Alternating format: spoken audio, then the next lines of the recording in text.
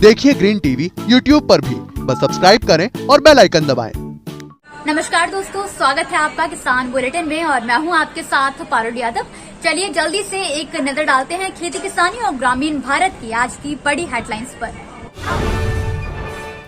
मिट्टी या जमीन में नहीं हवा में उगेगा अब आलू, एरोपोनिक तकनीक से 5 गुना होगा फायदा। सरकार ने लिया बड़ा फैसला, 72 घंटे में भुगतान नहीं हुआ तो किसानों को मिलेगा ब्याज। वैज्ञानिकों ने विकसित किया काला अमरूद, सेहत के लिए बहुत लाभकारी। वैसे तो आलू मिट्टी में ही उगता है, लेकिन क्या आपने कभी सोचा है कि आलू हवा में भी उगाया जा सकता है? जी हाँ, आजकल कृषि और फसलों को लेकर कृषि वैज्ञानिक इतने एक्सपेरिमेंट कर रहे हैं कि अब कुछ भी मुमकिन है। एरोपोनिक पोटैटो फार्मिंग से ये संभव है कि बिना मिट्टी के आलू की खेती की जा सके। इस तरह से आलू भी उगाए जा रहे हैं और ये एक ऐसी तकनीक है जिसमें मिट्टी की जरूरत नहीं होती है। हरियाणा करनाल जिले में स्थित आलू प्रौद्योगिकी केंद्र में एरोपोनिक तकनीक से आलू उगाने का प्रयोग किया गया है। इस तकनीक से खेती करने के काफी फायदे हैं। एक फायदा उनमें ये भी है कि मिट्टी और जमीन दोनों की कमी होने के बावजूद खेती करना संभव है, इसलिए इसे भविष्य की खेती भी कहा जा सकता है। विशेषज्ञों के मुताबिक बिना जमीन और मिट्टी के ही खेती की इस तकनीक में आलू की पैदावार 10 गुना तक बढ़ सकती है।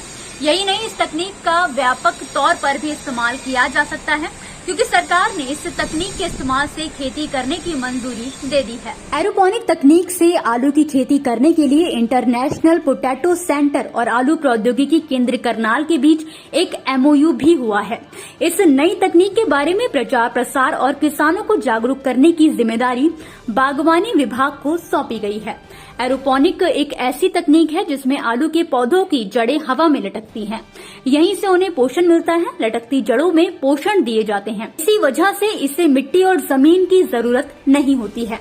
यही कारण है कि इस तकनीक से आलू की उत्पादन क्षमता 3 से 4 गुना अधिक हो जाती है।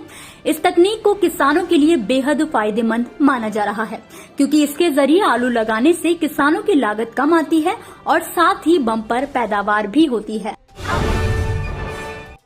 हाल ही में हरियाणा के कृषि मंत्री JP दलाल ने ये दावा किया है कि फसलों के भुगतान की सीमा 72 घंटे निर्धारित की गई है। अगर इस सीमा में भुगतान नहीं होता है तो ब्याज देने का प्रावधान किया गया है।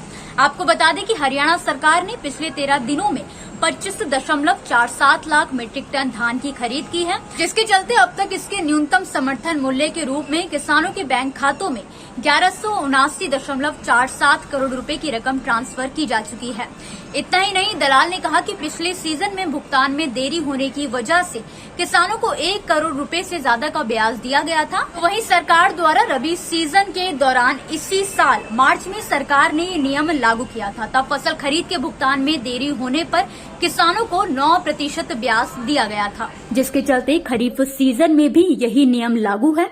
दरअसल ऐसा इसलिए हो रहा है क्योंकि किसानों के मुद्दे पर जरा सी लापरवाही सरकार के लिए परेशानी का सबब बन जा रही है।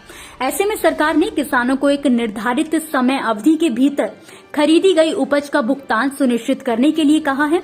ब्याज का पैसा भी सीधे किसानों के बैंक अकाउंट में जाएगा। अमरूद जहां एक तरफ सेहत के लिए फायदेमंद है तो वहीं दूसरी तरफ अमरूद की बागवानी भी काफी लाभकारी साबित होती है। हरा अमरूद तो आप सभी ने देखा होगा, मगर इस दौरान काला अमरूद काफी चर्चा में है। दरअसल काले अमरूद की एक किस्म लोगों के बीच काफी लोकप्रिय हो रही है।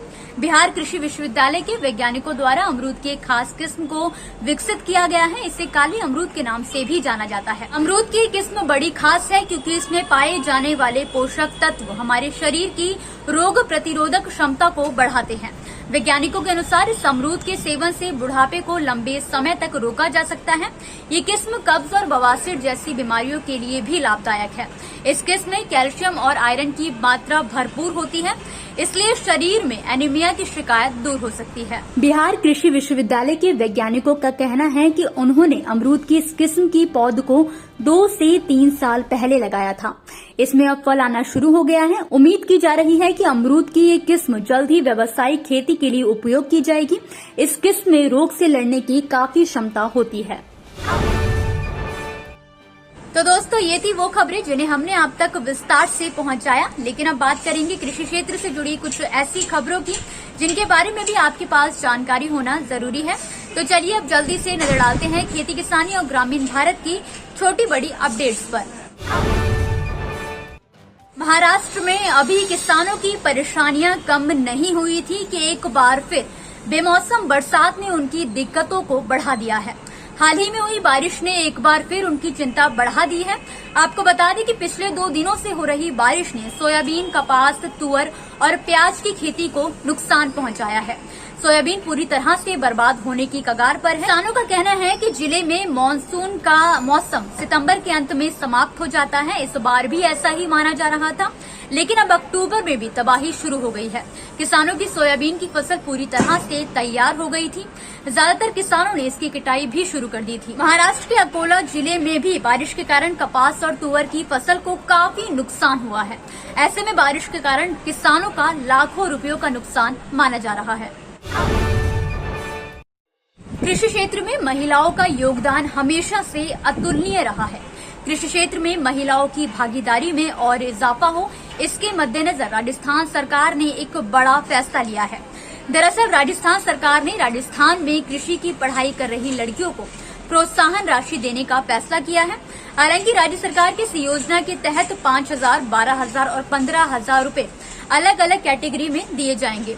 वहीं वित्तीय वर्ष 2021 से 22 में प्रोत्साहन राशि के लिए आवेदन की अंतिम तारीख 31 अक्टूबर तय की गई है।